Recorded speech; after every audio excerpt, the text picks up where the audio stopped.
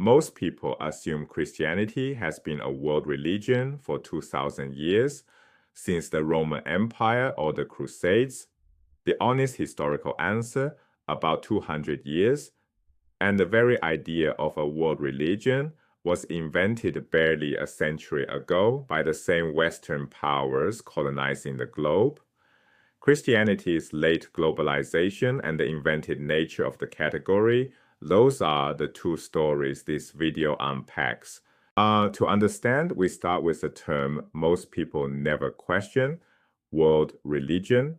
And this phrase emerged around 1900, coined by Western, primarily Protestant scholars encountering non-Christian traditions through colonial expansion. At first, only Christianity qualified. It was the benchmark, the original model against which every other tradition on earth would be measured. The term wasn't discovered, it was invented. Then the list started expanding. Buddhism was admitted next, and the reason is revealing. Western scholars noticed a founding teacher, canonical scriptures, monastic traditions, and a universalist message that seeks converts. In other words, Buddhism looked like Protestantism in a different cultural wrapper. Islam followed because it clearly crosses ethnic and geographic boundaries with a scriptural foundation and a universal mission. Judaism was eventually included despite never seeking converts. Each new addition was measured against the same Protestant template. Hinduism posed the deepest problem. The word Hindu simply means Indian. It carries no religious meaning. It's geographic. The enormous diversity of subcontinental practices, devotion to different gods, distinct philosophical schools, local rituals with no shared creed, was lumped under a single modern Western label to fit the world religion framework.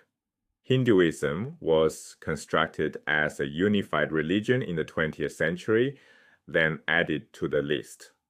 By around 1980, the standard textbook listed 5: Christianity, Judaism, Islam, Hinduism, Buddhism.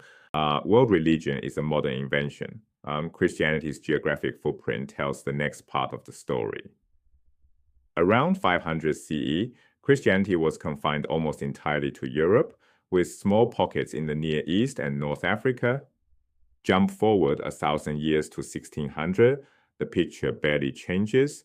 Still overwhelmingly European, with small colonial footholds in the Americas through Catholic missions.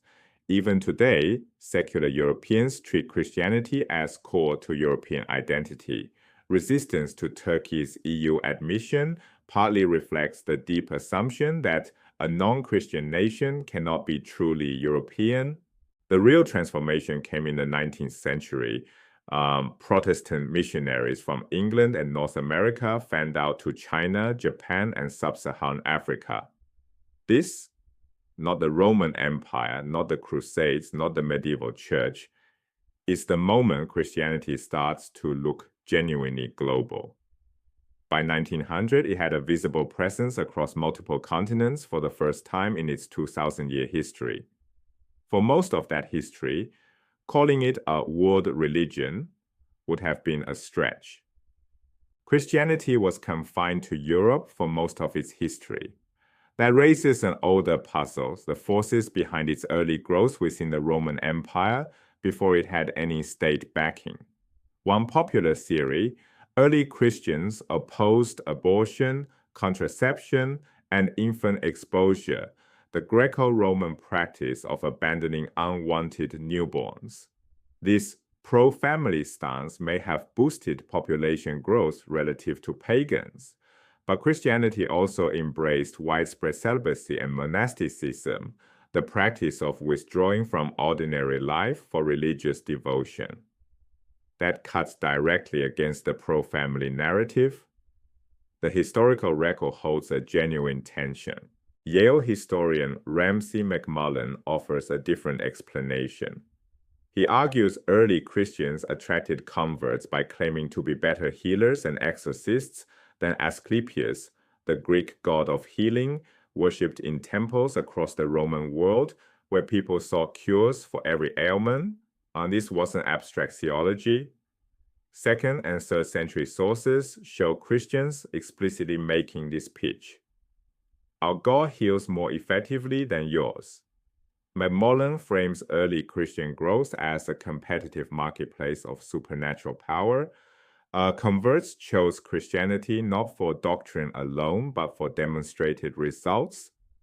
Modern historians take this seriously as a genuine driver of conversion.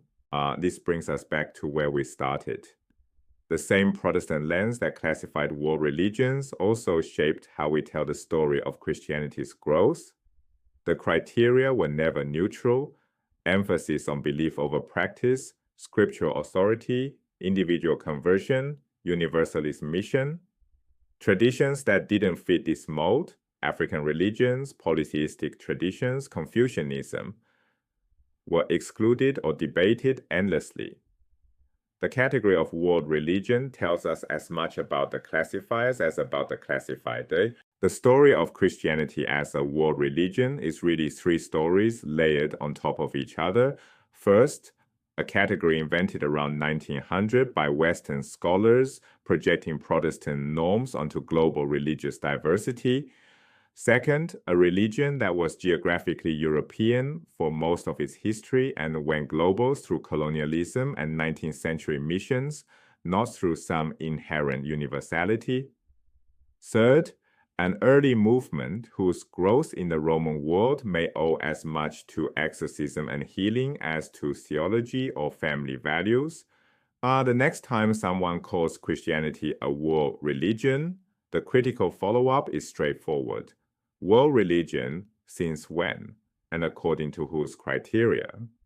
That reshapes not just our understanding of Christianity, but how we think about every tradition given the label.